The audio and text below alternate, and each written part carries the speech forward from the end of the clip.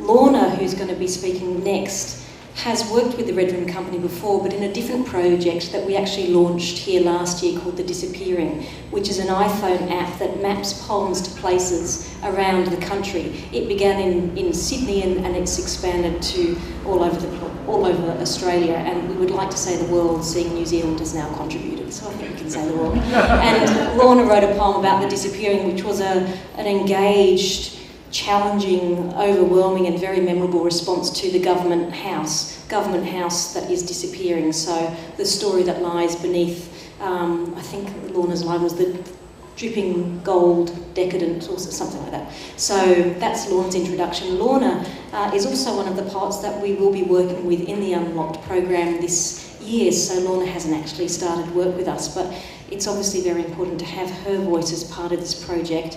And I'd also like to say that two of the people who are missing from today, Lionel Fogarty and Ali Kopiekaman, were going to speak, but Ali is over in Ireland and has recently has won the Book of the Year for the New South Wales Premier's Literary Prize for an incredible collection of work called Ruby Moonlight.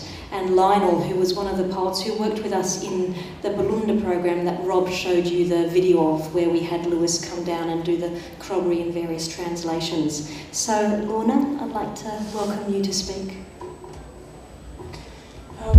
Hello everyone.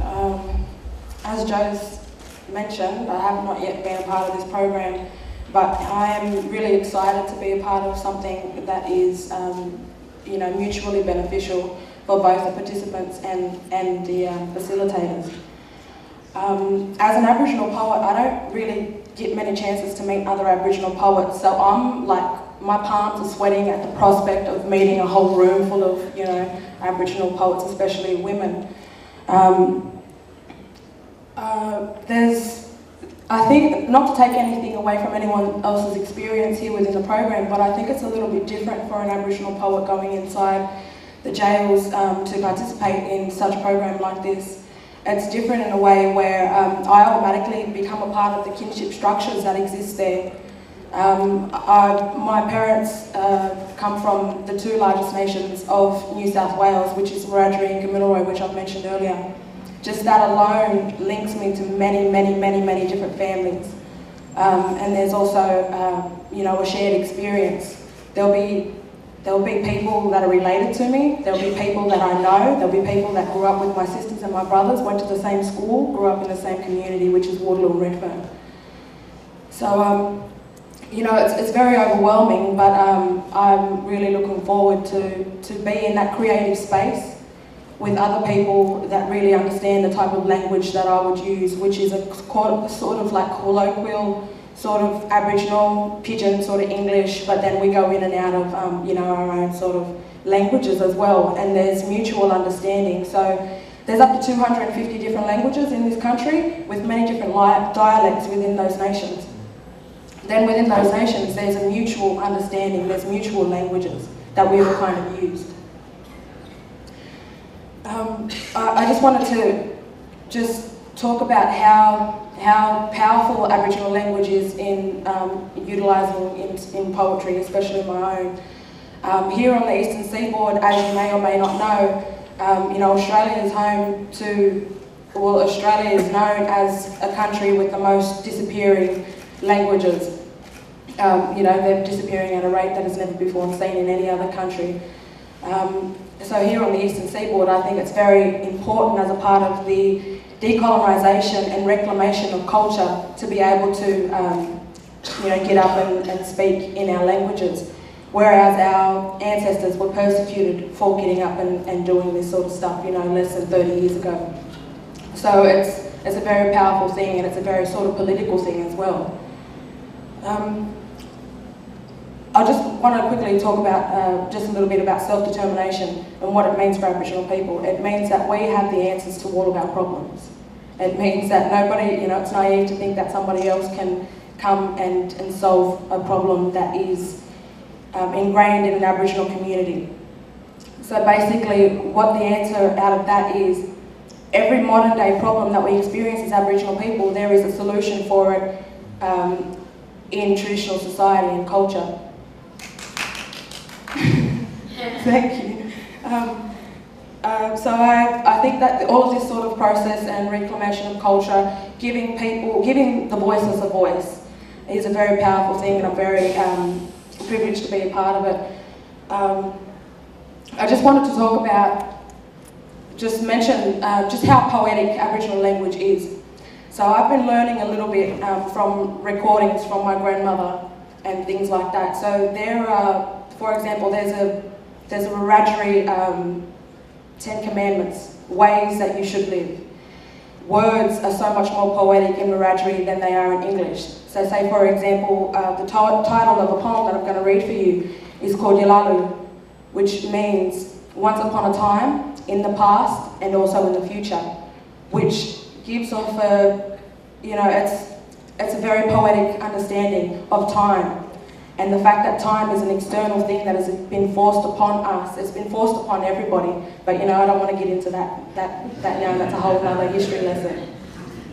But I think it just really conveys that message of time and dreaming and modern, experiences, and how they're all interlinked and they're all connected. And there's a few issues that have come out as a part of, that are really like a reflection of the time that we live in at the moment. I've just come from First Nations Writers Festival in Brisbane, and there were huge questions that were being asked by people like Uncle Lionel Fogarty, and he was talking about being able to write, publish books in our languages, which is also, it's an interesting question to ask, because a lot of our people can't actually read language or understand language. And then again, on top of that, non-Aboriginal people, how will they understand this? But again, it needs to be recorded, it needs to be written, it needs to be done, it needs to be expressed.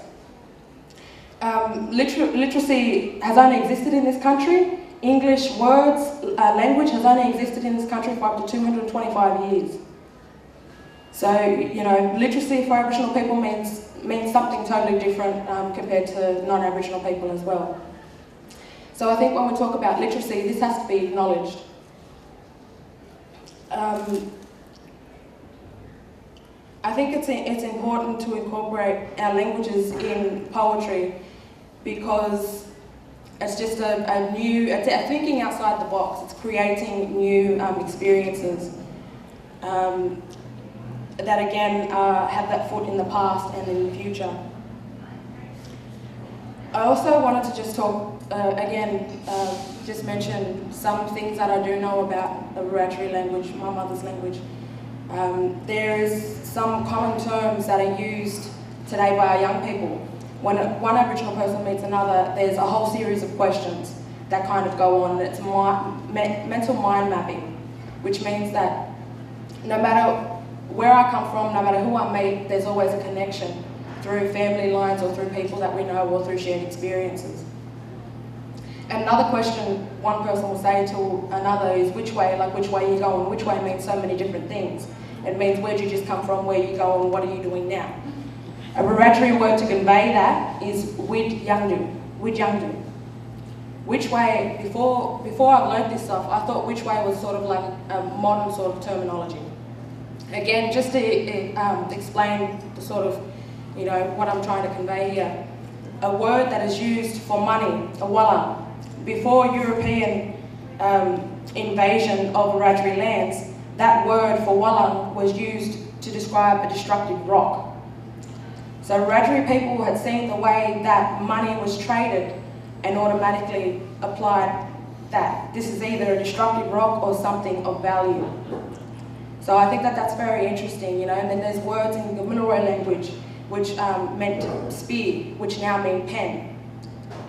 So, that gives a whole lot of sorry, I'm very nervous here talking about this sort of stuff, because it is accumulated ingrained knowledge. These are things that our people have known and shared for many, many thousands of years, but we have been, sort of kept silent for the last 225. So there's a lot of build up to get to this point, which is why I think those recordings that we played earlier are so powerful to hear.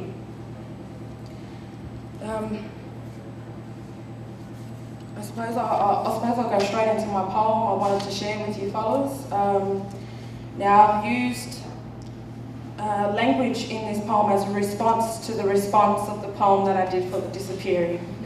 I worked as a tour guide in the Rocks area, interpreting the Aboriginal history of this area. So I thought it was interesting that I was approached to talk about Government House. So after writing that Dripping with Decadence, it made me really kind of sick. So I had to do something to make me feel a little better, and this is what I did. This is called Yalalu Bulgari, which means once upon a time in the Bay of Gadi. Melaleuca, Urali, paper bark, Kurrajong. Mother tongue will always guide you home by song. Talawalada, white clay, men's business, Wakamagali. The lay of this land, if you care to listen, will tell its exclusive story. Yelini, red clay, Mulgan, Jabugully. This terrain evolved over many eons in stumbling, inner rambunctious flurry. Dugong, leather jacket, salmon, John Dory. Ancient waterways in all their glory. Pirama, Bango, Melmel, Warang. Art, swimming, dancing, and contest equals regimented fun. Barani, Badu, Barabagu, many vantage points to be directed to. Kangaroo, Barabarang, Dingu, endless rites of passage to ceremoniously pass through. Shells, scars, sweet smells, a young Gadigallian would know all too well. Kadaicha, oils, medicine man, tea tree for your wounds when health isn't so grand. Gulwa dreaming, salt water, Garigarang, the ocean opens its embrace like an old friend. Noe, Ganya, Marang, time and place transcend.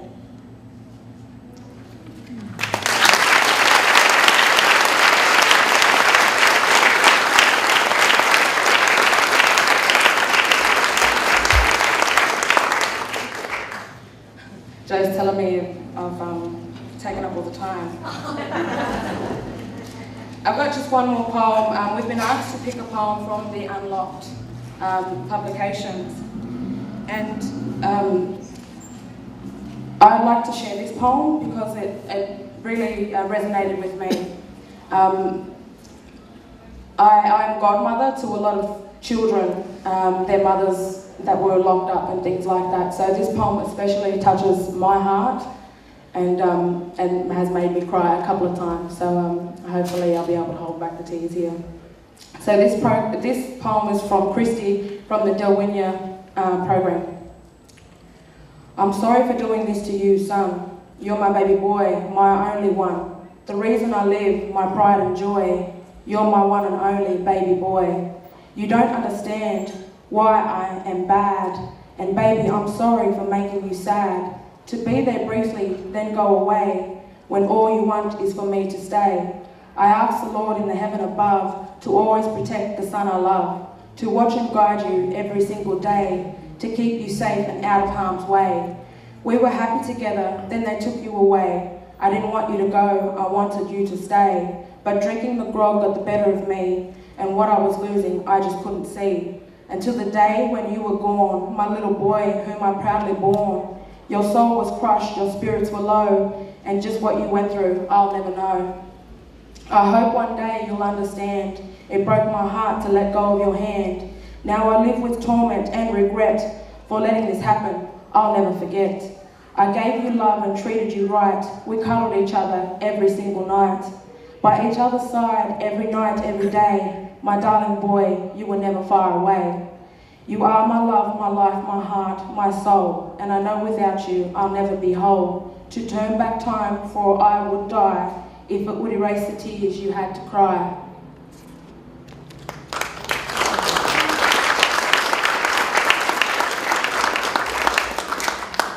And baby, one day together we'll be, both of us together, just you and me. We'll do the things we haven't done, and I can show you my love to my beloved son.